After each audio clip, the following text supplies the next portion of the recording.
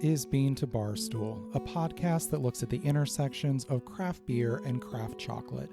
My name is David Nilsson. I'm a professional beer writer and an advanced cicerone, and the creator and host of this show. The music for this episode is by my dear friend, indie folk musician Anna P.S. You can find out more about Anna's music in the show notes or at her website, annapsmusic.com. You can find links and information about our guests in the show notes as well. I hope you enjoy this episode of Bean to Barstool.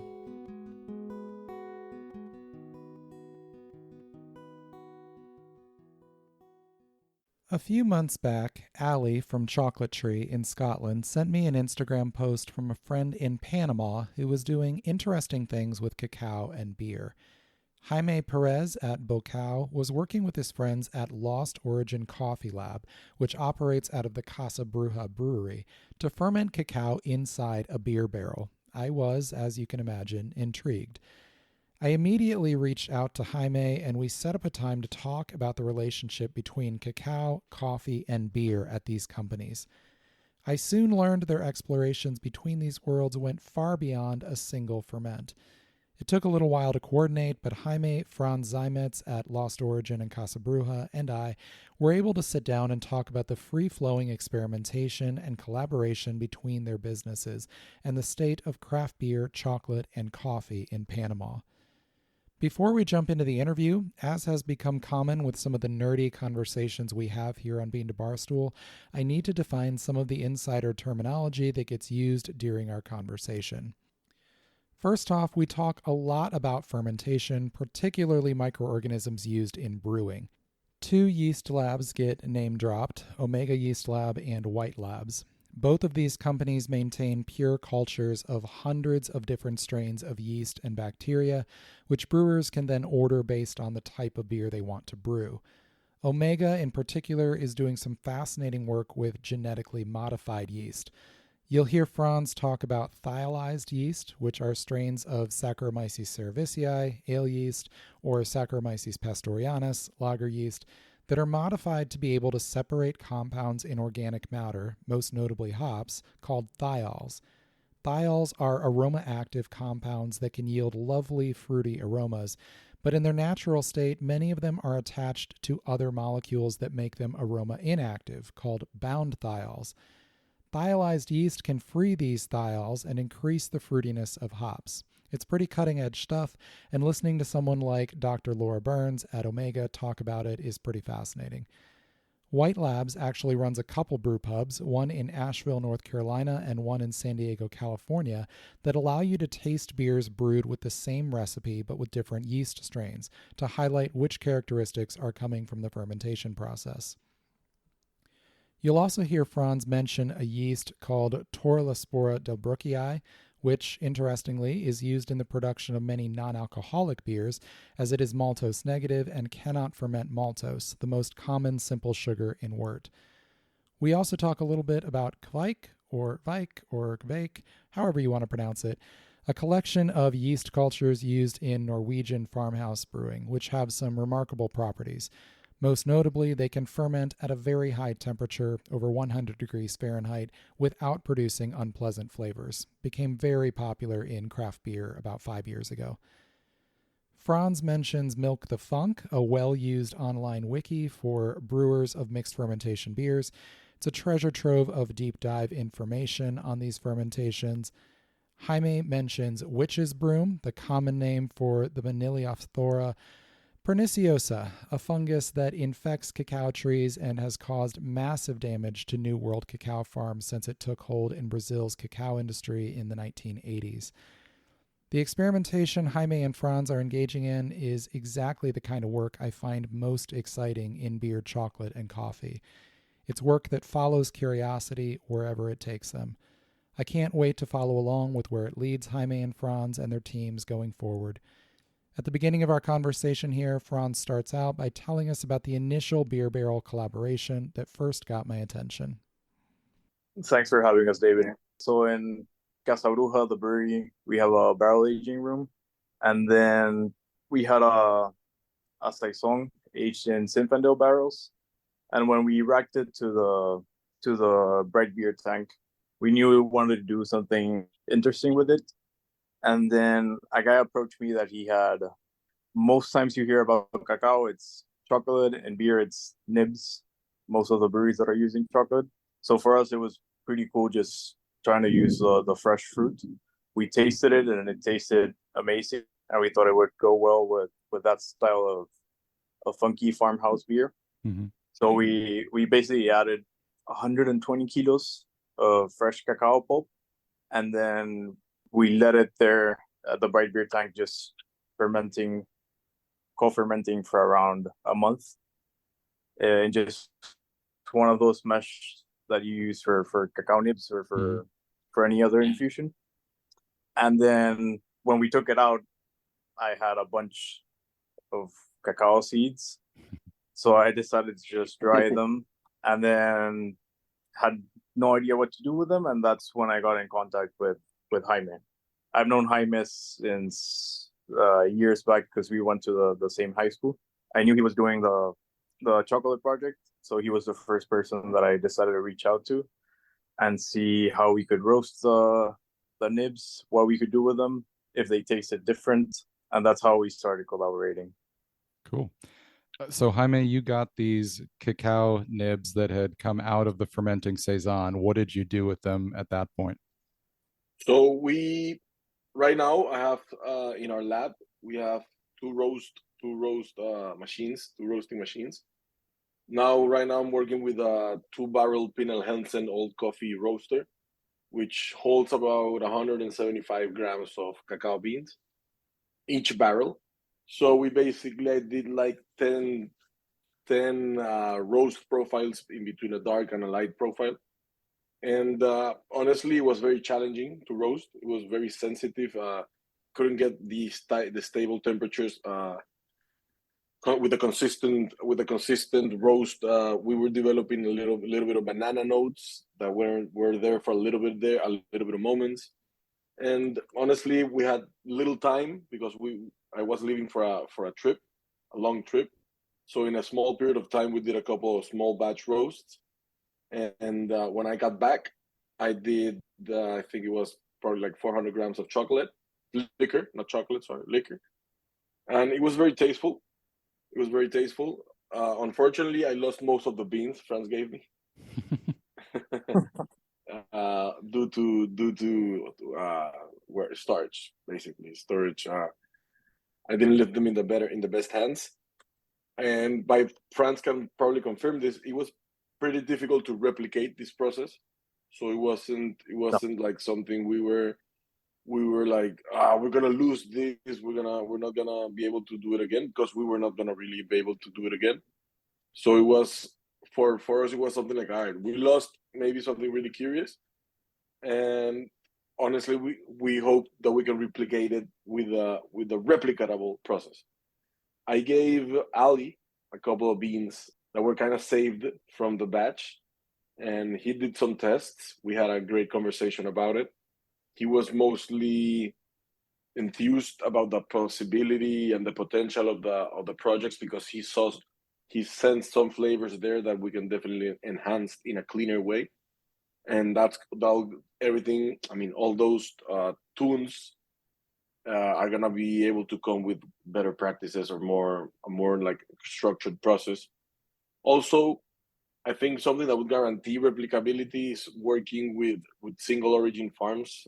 We are not accustomed. It's not like 100% custom here to do single origin bean sourcing. We are working with a lot of the cooperative producers, native producers, but in able to get next level fermentation, next level replication, I think the key is to work with singular farms, and that's what happened with the first producer, right? Franz, he was a singular guy with the farm. He was like, yeah, let's do something. I think he was a doctor, very like technical oriented.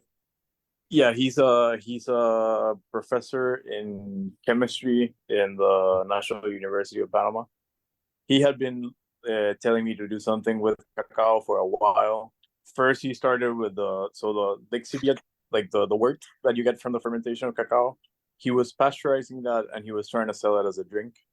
It was honestly delicious, but it's hard to scale up. And then when I needed cacao beans, he was the guy to reach out to. We just did the second fermentation trial with cacao inside the lab. So I give you a little bit of background. I also have a coffee processing company. It's called Lost Origin Coffee. And we basically process coffee cherries inside a lab with controlled environments. We custom made our own fermenters for processing coffee. We have indoor drying rooms with HEPA filters. Basically a place where you can ferment mainly coffee, but now we're starting to get into cacao. We have seen the improvements that we've made in coffee, so now we're starting to work with cacao. So we'll see what happens. Several points there I want to come back to in just a minute, but going back to the Saison that you started out with there, was that a clean yeast fermentation or is that a mixed fermentation Saison? No. So what we do in the barrel aging room is we'll ferment clean on the brewery, and then the barrel room is like a separate brewery. And in the barrel room there's two options.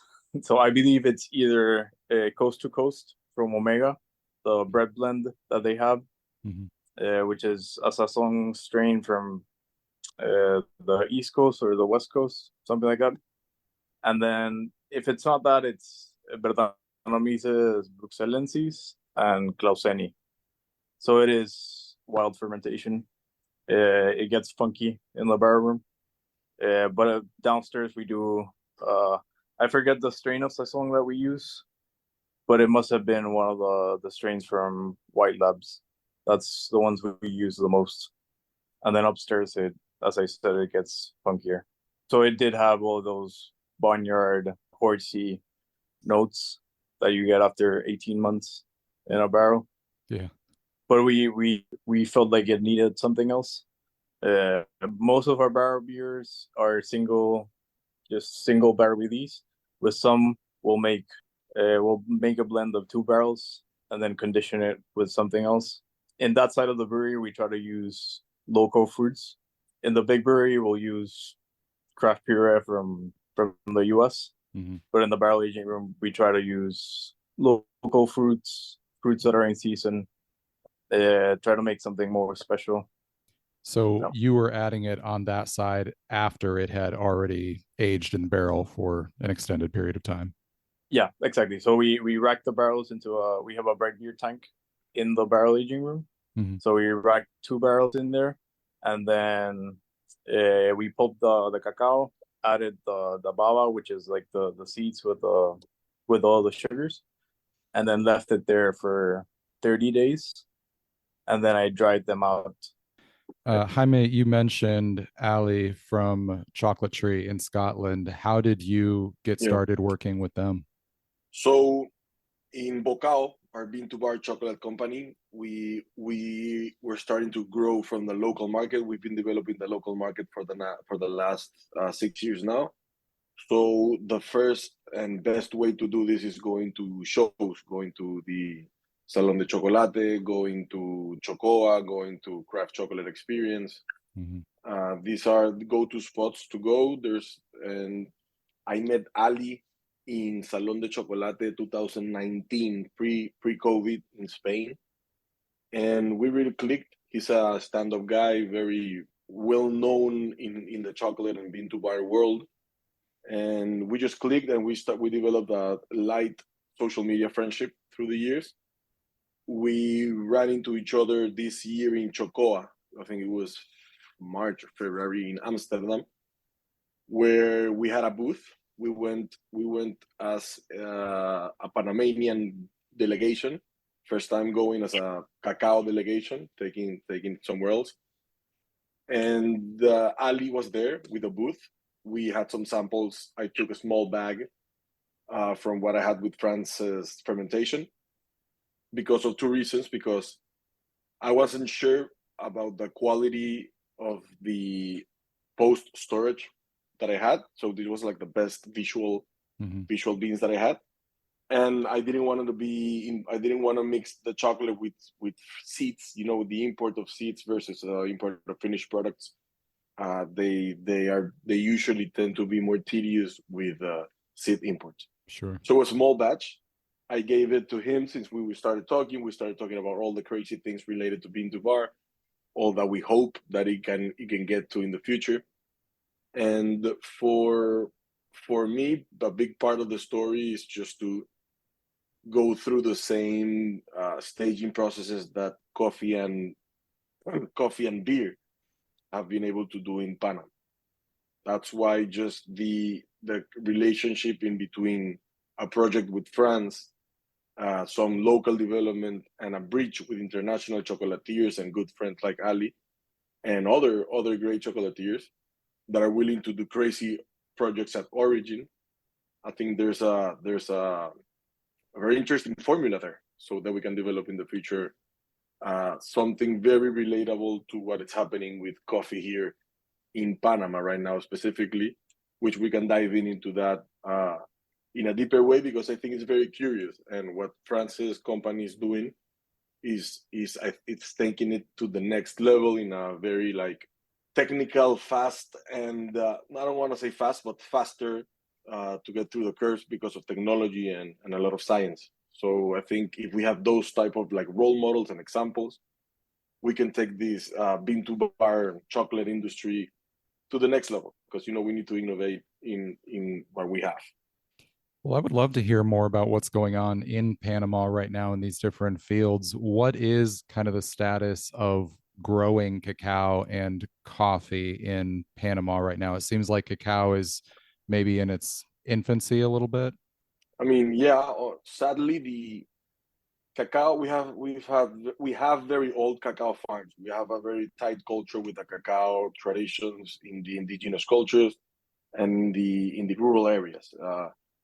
We didn't, as a country, I think we didn't came back from the witch broom attack or epidemic that happened in the 80s. Most of the coast cacao from the Caribbean got lost. Very small farms in Bocas del Toro really thrived due to jungle protection.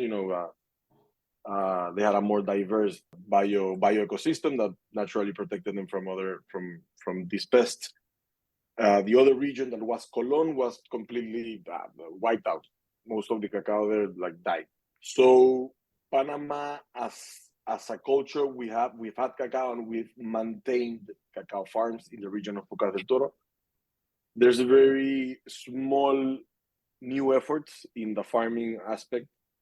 We hadn't had big projects with over 20 hectares, 30 hectares development, which is very, very small. And the production yields are bad nationwide. If you go economic data to economic data, we are doing 400 to 350 kilos per hectare, and yield, like average yield. I think Panama last year export data of cacao beans was 500 tons through the co-op. Probably have other 200 or 100 and something tons going through other markets like ours, but not a lot if you go country by country. So we need to definitely do more projects regarding yield and regarding space, more hectares, better yields, better practices.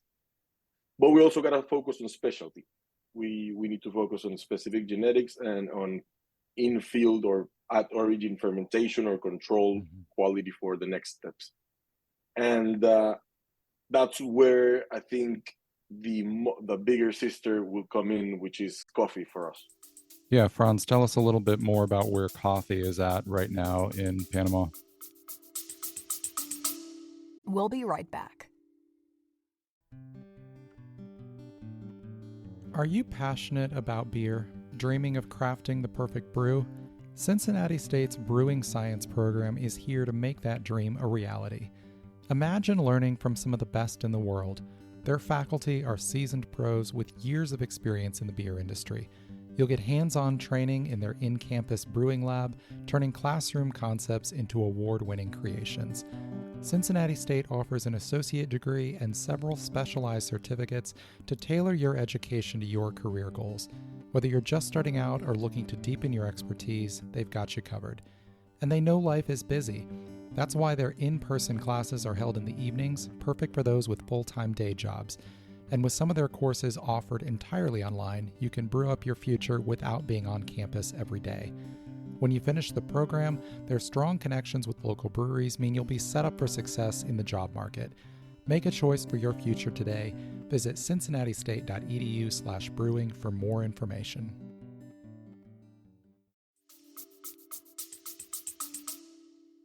Yeah, so to touch a little bit on what Jaime said, I think to explain coffee in Panama, you need to explain what a group back in the 1990s, end of the 90s, they started a thing called SCAP, Specialty Coffee Association of Panama, and they also started an auction, the Best of Panama auction.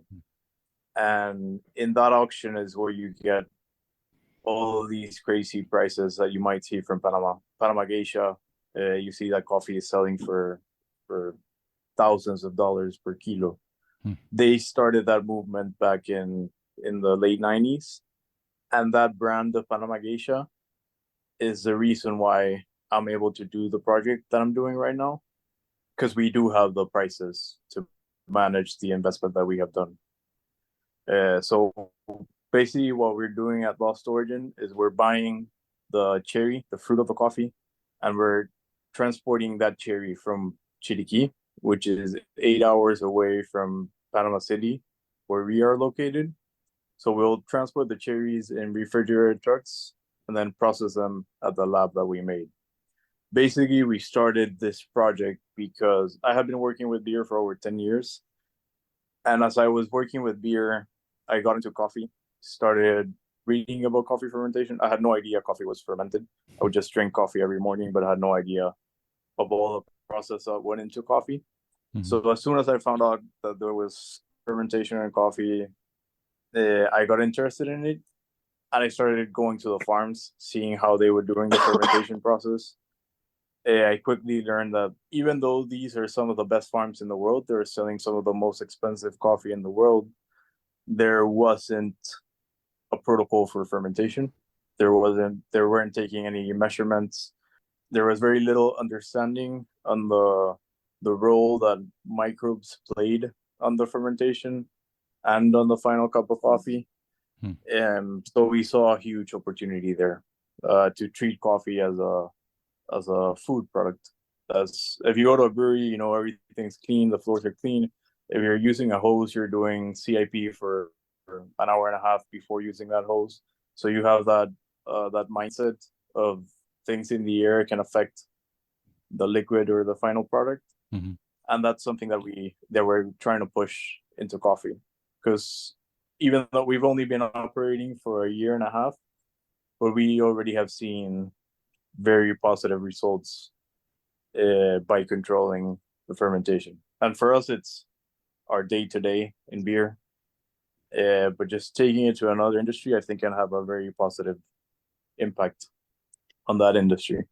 I think just to piggyback there a little bit, I think a very, very key part is the genetic focus that most of the farms in Panama are trying to develop real Ethiopian genetic coffees like Catuais, Caturras, Geishas, and having that really separated and really consciously known that every tree and every seed and every terroir it's gonna be able to develop something different depending on how you work it with, and that's why you need some science to replicate and to keep each other from the traditional coffee ways that is just to mix up the cherries, like in cacao, just to mix up the beans. If we can work with the starting point of genetic from the cacao perspective, start working with laboratories like in Costa Rica, the ICA, also the IDIAP. There's a couple of regional institutions that are doing interesting genetic banks. And coffee has proved that if you go with the real Ethiopian genetics, you get great Arabica coffees that you can play around with. Chocolate, we can do the same. Wine has been doing the same with the Cabernet and the Sauvignons and all those varietals. So going back to the question of where's cacao right now, I think besides more farms, there's a better technical development on viverum, on the genetic reproduction. So we can do great projects like fermentation labs that are going to be able to target specific genetics and take it to the next level. Well, let's talk briefly about fermentation. Franz, my understanding is that coffee fermentation is usually a little bit shorter process than it typically is for cacao. Can you give us kind of a quick breakdown of the basics of coffee fermentation? Yeah, so I'll try to start with, they're similar in the way that they're both mixed microbial fermentations. It's not like beer, at least, that you only have yeast. It's trying to produce CO2 and ethanol, and that's basically it. It's not competing with different microbes. Mm-hmm. In coffee specifically, the main point of fermentation in coffee is to get rid of the sugars that are covering the seed, so that when that coffee goes into drying, you don't have any molds. So it's clean in drying. You don't have an extra source of sugar, so that microbes can grow there once it's in the drying period. So traditional coffee fermentation might be 24 to 48 hours. You basically grab the fruit, you squeeze it. Inside each fruit, you have 2 beans, and then those beans have a sugary substance that's called mucilage. So traditionally, people place them in open vats, like concrete tanks, place them there, and then just relying on the natural yeast and bacteria that are present in that environment, they will break down the mucilage into simpler forms of sugar, and then start decomposing that sugar. So that would only take 24 to 48 hours. Okay. In cacao fermentation, to be 100% honest, I'm not that well versed. I started studying it probably like 2 days ago. I have a book, Cocoa and Coffee Fermentation, by Rosang Schwan, I think, something like that. For me, it's like the Bible of coffee fermentation. I just never read the cacao side of the book, but I do think there's a lot of similarities in the process. It sounds like, with the main goal being just to eliminate that sugar, that maybe the fermentation is not really impacting the finished flavor of the coffee in the way that it is on the cacao side. So that's a big subject. There have been studies done, especially in Brazil, that have proven that adding a certain culture of yeast or bacteria can improve the flavor that you get on the final cup. But it's obviously very complex to say that it's 100%, because you're fermenting the bean, then you're drying the bean, then you're roasting the bean, then you're grinding the bean, and then you're brewing the bean. So it's a very complex process that's still being understood. It's not like one thing in beer. If I have a question, I'll just go on Reddit, the brewery, ask whatever question, and I'll get an answer from a couple people in 10 minutes.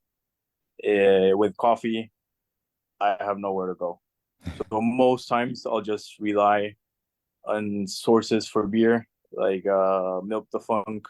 Milk the Funk Wiki is probably the best resource for me for coffee, because it discusses all the mixed microbial fermentations, wild yeast, all that. So it's in coffee, everything, there's a lot to be understood. Like, I'm sure the big guys, Nestle, something like that, they understand what's going on in coffee fermentation. But in a general level, like the craft coffee scene, people are just trying to find a way to know what's going on, and everyone has a different view. So I see it from the beer's point of view.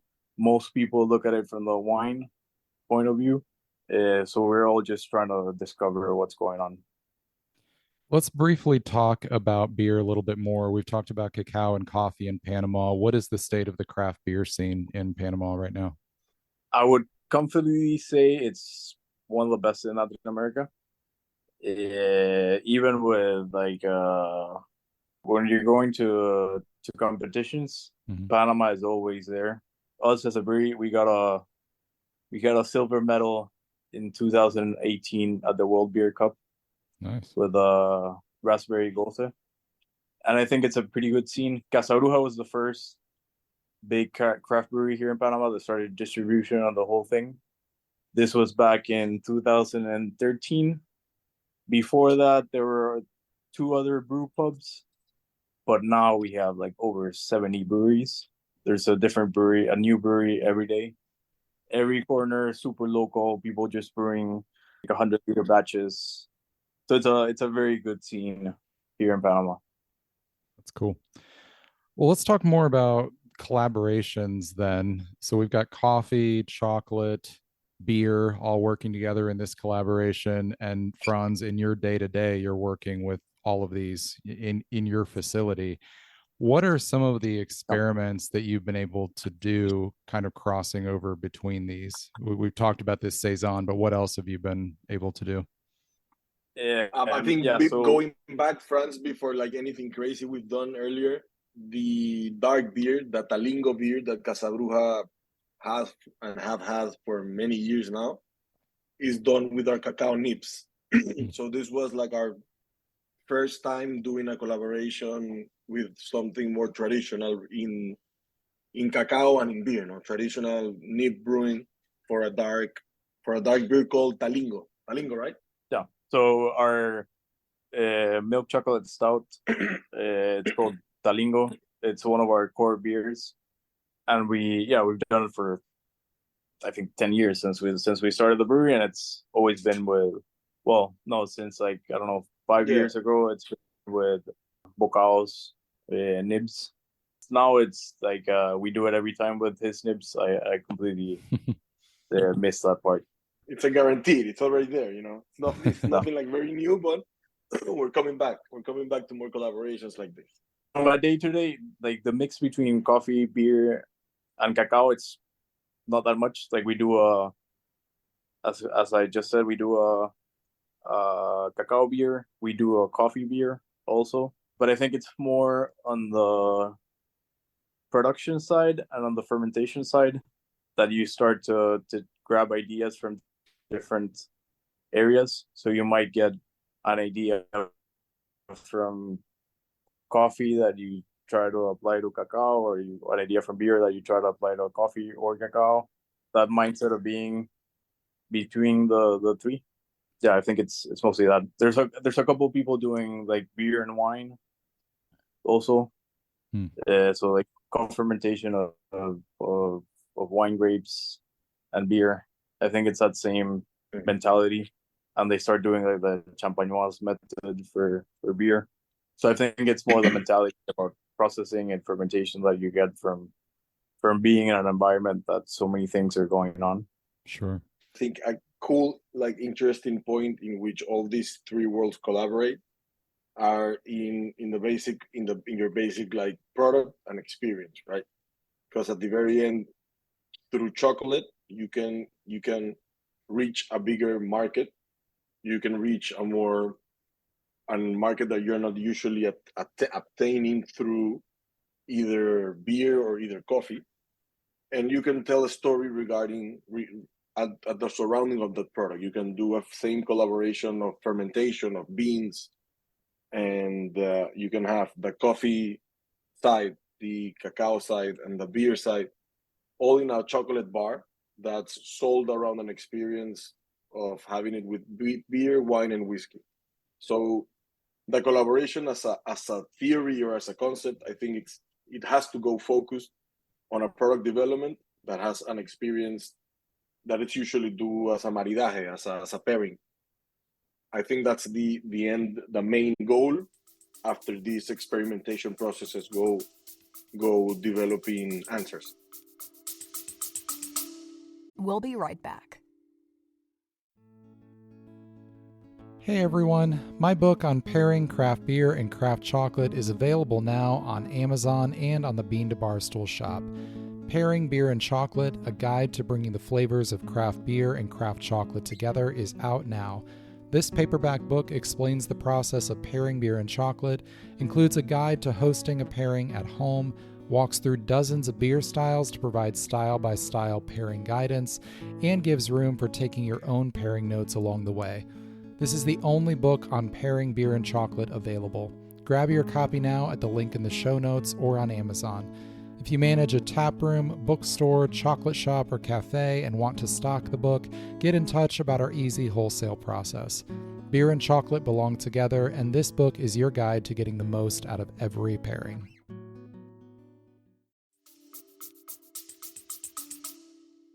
Sure, that makes sense.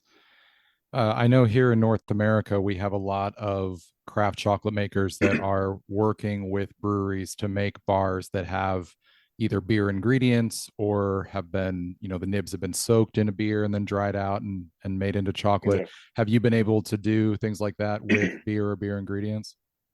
We've done it with whiskey, not beer yet. The first experiment we wanted to do it with a 1 month fermentation process. It was I think we did at 300 grams. Not the best experiment. We did something, wouldn't replicate it, but the potential is there.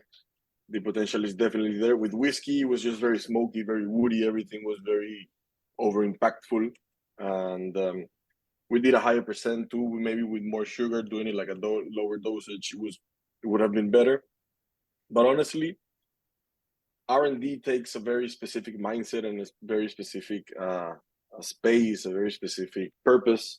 And that's why we try to develop Bocao as a company. That's why we see more value in collaborations, because we're definitely not the best fermenters out there. We're not even, I don't think we can call ourselves like a fermentation company, because we buy dry beans. But working with, for example, Lost Origin Coffee, which they are a fermentation company, really, really gives us the possibility for us to do our own thing, which is develop the product development and the experiences and everything else surrounding that. Also, as a bean-to-bar chocolate company, we have a mission to grow and improve the cacao game, the cacao economy, the cacao industry. With this sort of product developments, we guarantee higher prices per pound. That's it. At the end, we need to start focusing or getting the idea that we're a very small country. Panama is very small. We don't have the production volume to compare with the other fine aroma cacao bean production countries like Ecuador and Colombia, Venezuela. They have way more land and way more people than we do. So we got to focus on specialty. We got to focus on these small batch collaborations, small specialty final products. And I think that's the main focus. Franz, looking at your experiments with fermenting coffee and cacao, have you done much with using cultures from beer, whether it's mixed cultures or clean yeast strains or whatever, and trying to incorporate those into the fermentation of coffee and cacao? Yeah. So when we started a year and a half ago or 2 years ago, well, take it a little bit further. When I started collaborating with farms before having the lab, I was using mostly Lacto Plantarum and Vike. So Vike, Voss, Hornindal, a couple different strains of Vike. I think that this was 2020, 2019, when Vike was like getting a lot of popularity in the beer scene. It's super resilient, it can withstand a large range of temperatures. So I started working mainly with Lacto and Vike. And then when we started with the lab, I was mainly using Lacto and Vike at the beginning. Like 80% of our fermentations were done with Lacto and Vike. And then since we already had the lab and we could control temperatures, we started playing around with thiolized strains. So we're using Lunar, we're using Helio to process coffee. And it's pretty cool because I can do a 10 to 12 day fermentation in coffee. That's super extended fermentation, but at 8 degrees Celsius with Lunar, which is the lager thiolite strain from Omega. So that's really cool for me. Like being a brewer, you obviously appreciate that, and it's just cool being able to play around with that, having the tools to be able to play around with that. Yeah. And with that, like going back to the question about yeast and the flavor, with Lunar specifically, I can, like, I don't know, 80% say that you do get those tropical fruit notes in the coffee, like the like passion fruit, super like green and yellow tropical fruits. Like, is that actually, I wonder if that's actually from fermentation, or is it releasing bound thiols or something that's in the fruit? Or I'd be so curious to figure out how that was working.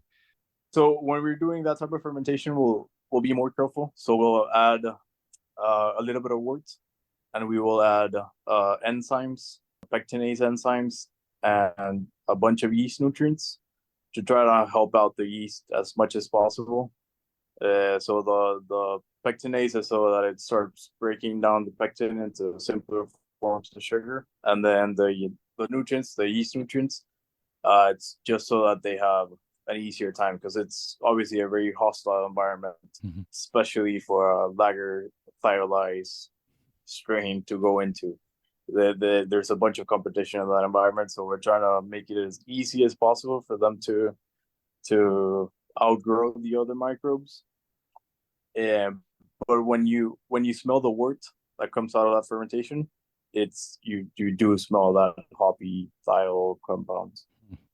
How much of that goes into the seed and survives the roasting phase is what we don't understand.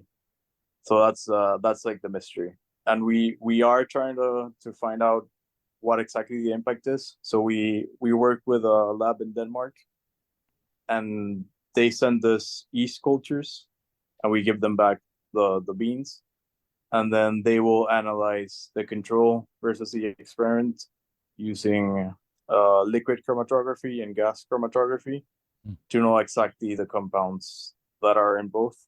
So hopefully in a few years we'll be able to understand what's actually going on.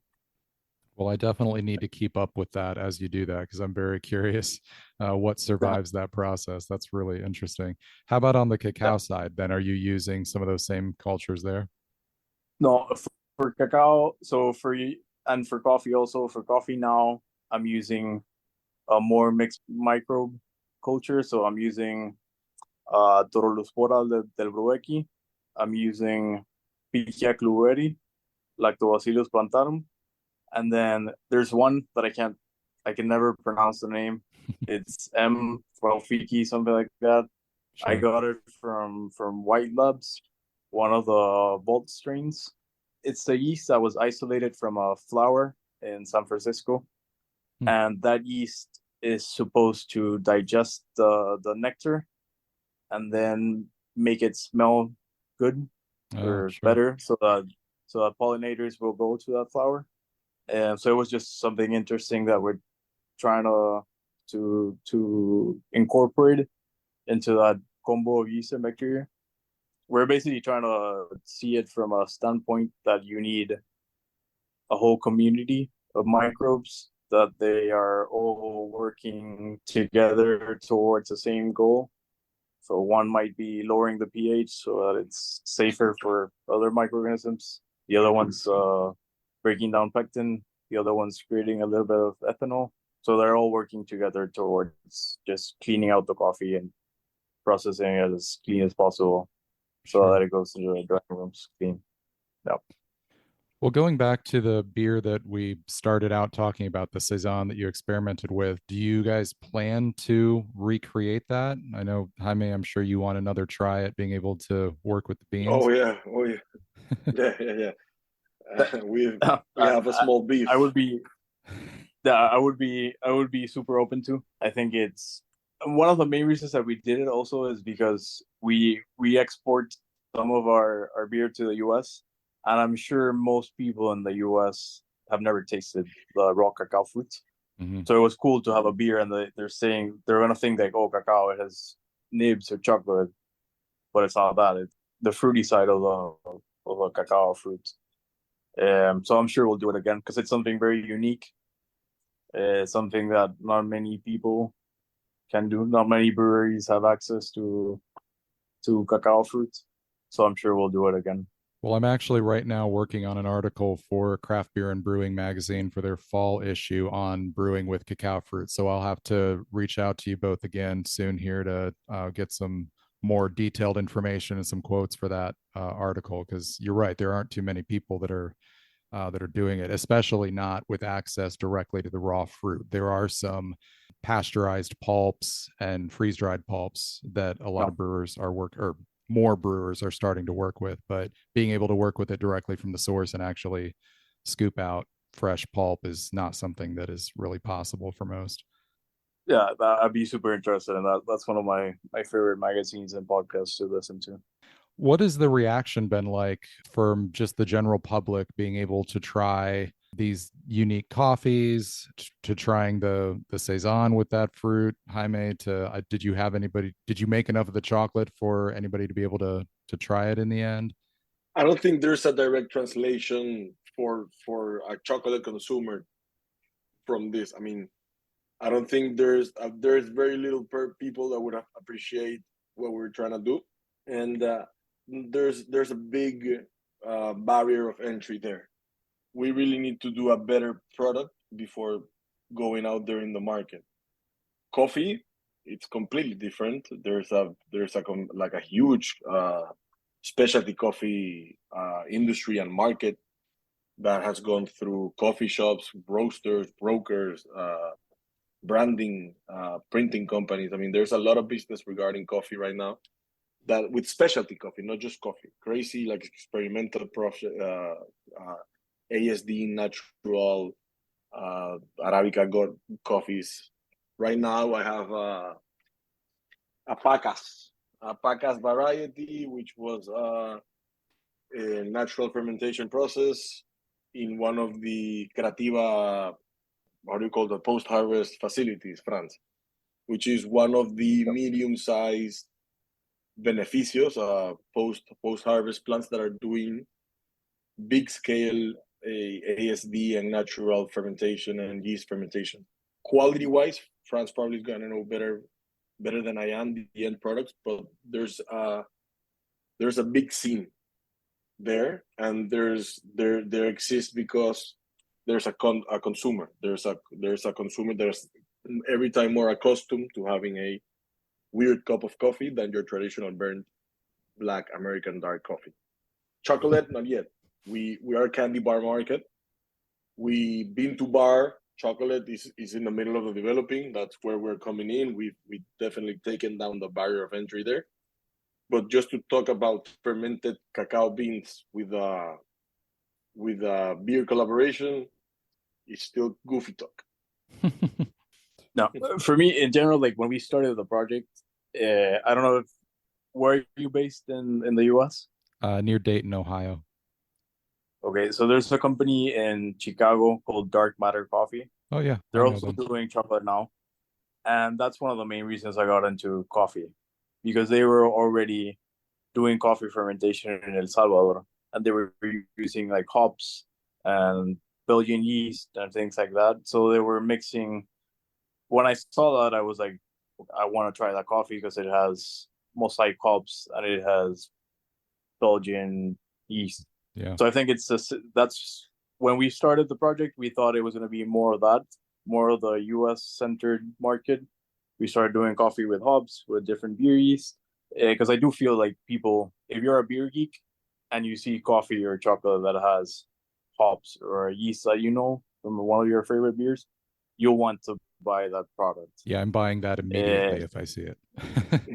Exactly. Same. So when we started with coffee, we thought that was going to be one of our main markets. But unfortunately, the coffee market right now, it's not necessarily willing to pay the prices that other markets pay for Panamanian coffee.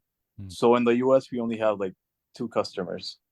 There's one in New York, Say Coffee, and one in Austin and Portland, Proud Mary Coffee. But I thought the US was going to be one of our main markets because you have that mix of coffee and beer. through the fermentation. But hopefully we can get there with coffee and cacao in the future. I feel like people that drink craft beer appreciate something that was made by hand. They're willing to pay a little bit more, and they're interested to know exactly what happened in that process, and we can tell that story. How did the coffee with hops turn out? So last year I did one. It wasn't the best. The whole idea of using hops is to, same as beer, just to diminish the growth of bacteria. So that was my main reasoning. Diminish the amount of lactic acid basically that I had in the fermentation. Didn't really think it had an impact. I used a very low dosage of hops. This year I did do like 5 kilos in one tank of, I think it was mosaic. And I don't know if it's me that I know that I added mosaic, but you do get like a herbal note in the coffee. I don't know if that's just me because I know that I added the hops. Right. But it's still fun to tell people, and it's still fun for me to process it. Same as the thiolite strains. I get to mix a little bit of what I do in beer with coffee. And that's another big point in coffee. Coffee here in Panama specifically is super traditional. Families have been farming that land for 100 years. So everything has been done the same way, in a way, for decades. In beer, since it's so new, like the craft beer scene is so new, people, especially in the US, are willing to do whatever they want with that beer. They'll add donuts. You know the deal of how beer is in the US. Yeah. And I think we have that. We have that as brewers. I drink clean lager every day. That's my go-to. But some people enjoy having a smoothie sour with hundreds of kilos of fruit, and we're able to do that. We're able to have our clean lagers, IPAs, and then have crazy stuff. And I think we can get to that point with coffee where you can have your washed coffee, which would be something like your traditional lager. You can have a nacho, which would be like an IPA, and then you could have some extended fermentation, like what people call ASD or anaerobic slow dry. That's going to be like your smoothie sour that you only drink a sip of one every 2 weeks in a bottle share, but it's still something that some people might appreciate. Sure. Yeah, no, that makes sense. All right. Well, the last thing I'll ask you both is just kind of open-ended. What other ideas do you have? What's out there that you want to experiment with and you haven't gotten to yet? So, I mean, for me, in the bean to bar, definitely to develop what's new? No, I mean, we already talked about this. I think cacao water. I think cacao water is a spot where we definitely collaborate. It's difficult to have like a clean and reliable cacao water source if we don't have big fermentation stations. Right now, we buy either from different co-ops with different fermentation stations. So having a cacao water recollection structure is definitely the cost benefit isn't there yet. We did a small project of a centralized fermentation plant where we were buying wet cacao. And we still had some challenges regarding quality because beans were coming in with different dates of fermentation. So the cacao water wasn't very stable, bacteria-wise and time-wise. So with a good structure like a Lost Origins laboratory, it's just basically finding the right spot to do the post-harvest and get the water right there. So I think it's easier now. And I think there's a good brand called Mama Pacha. They do bottled cacao water. I think they're from Costa Rica, and they are doing it in a medium industrial, interesting size. I think it's something we haven't even been able to find a common bridge, operative common bridge, but I think there's something very interesting there. In like thinking this world that it's beer, chocolate, and coffee. Franz, how about you? I just got 700 pounds of cacao from Boquete. from No, Ricardo Coyne, Boquete. from Bocas, but they came through Boquete. Pero la So compraste en seco or dry? I mean, you bought the dry. no, we bought mazorcas. Nice. So when I get back from the beach tomorrow, we're gonna do our second big trial of cacao. This time it's gonna be like a full fermenter, and I think it's really exciting for me because the coffee processing season is only 5 to 6 months, so the rest of the year the fermenters are basically empty. So we knew we needed to find something. That's why we started playing around with cacao, and now we're getting ready to do a big trial, and it's just super exciting to see where we can go. I think there are much more possibilities in cacao because it's a market that hasn't been as developed as coffee here in Panama. So we're really excited about that, and it's just the general notion of, instead of thinking about us as a brewing company, we're trying to think of us as a fermentation company. So cacao might be the next thing, but we also obviously have a bunch of tropical fruits that you can do wines, meats, etc. So I'm excited about a bunch of stuff at the moment. It's hard just trying to focus on one or two things. I know that feeling, and I can't wait to see where this curiosity leads them. If you want to learn more about cacao fermentation specifically, listen to episode 59 with cacao agronomist Sarah Barath, where we do a deep dive on what is and is not happening during a typical cacao fermentation. I'll link to that in the show notes. I'll also put links to Bocao, Lost Origin, and Casa Bruja, as well as to Dark Matter Coffee in Chicago, which Franz mentioned. I actually just ordered 2 of their coffees, one made with barrel-aged beans and one that was fermented with El Dorado hops. Thanks to Jaime and Franz for coming on the show today, and to all of you for listening. I hope you enjoyed this episode of Bean to Barstool.